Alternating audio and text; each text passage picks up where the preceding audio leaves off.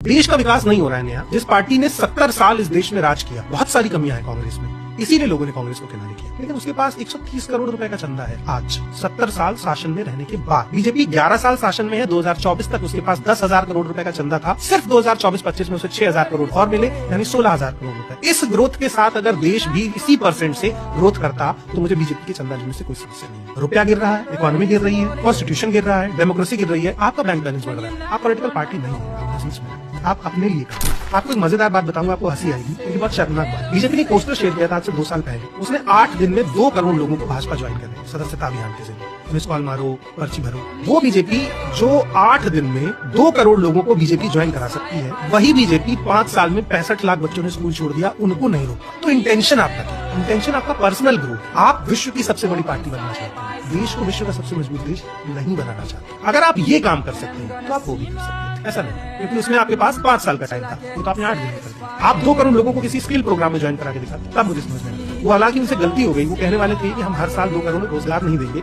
2 करोड़ लोगों को BJP join कराएंगे। गलती से बोल गए कि हम हर साल 2 करोड़ लोगों को रोजगार देंगे, वो नहीं दे पाए, बीजेपी ज्वाइन।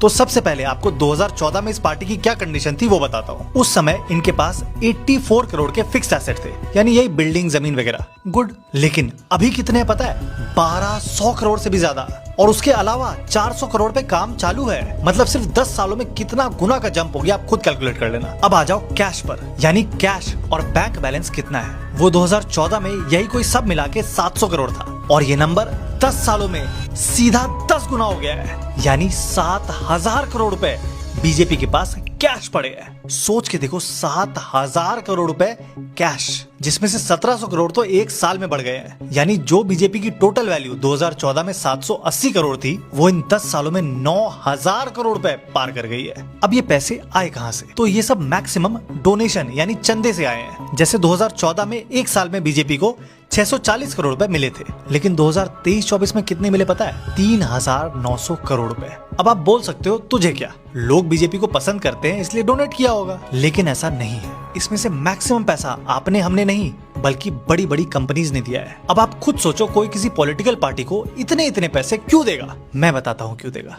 अपने फायदे के लिए। जैसे हाल में ही सामने आया टाटा का केस ले लो। टाटा को सेमीकंडक्टर प्लांट लगाने के लिए 44,000 करोड़ की सब्सिडी दी गई। 44,000 करोड़, ये आपका हमारा पैसा है। लेकिन इसके सिर्फ 4 हफ्तों में उसने 758 करोड़ रुपए बीजेपी को डोनेट कर दिए। और ये कोई इकलौता केस नहीं है, बीजेपी के साथ ऐसे कोइंसिडेंस कई बार हो गए हैं। अब बीजेपी इन पैसों का कर क्या रही है? स्कूल बनवा रही है, हॉस्पिटल बनवा रही है, मंदिर बनवा रही है। बीजेपी ने 2023-24 में सिर्फ इलेक्शन लड़ने में 1,700 करोड़ रुपए खर्च किए हैं। ये जो मोदी जी की फोटो हर गली नुक्कड़ में देखते हो, उसी पैसे से लगते हैं, और उसका एक बड़ा हिस्सा, यही कोई 500 करोड़ रुपए डायरेक्टली मीडिया को गया है। अब आप खुद सोचो, हर साल कोई आपको इतने पैसे देगा, उसके अगेंस्ट बोल भी पाओगे? लेकिन हम बोलते रहेंगे, इसलिए सपोर्ट करने के लिए फॉलो जरूर कर लेना।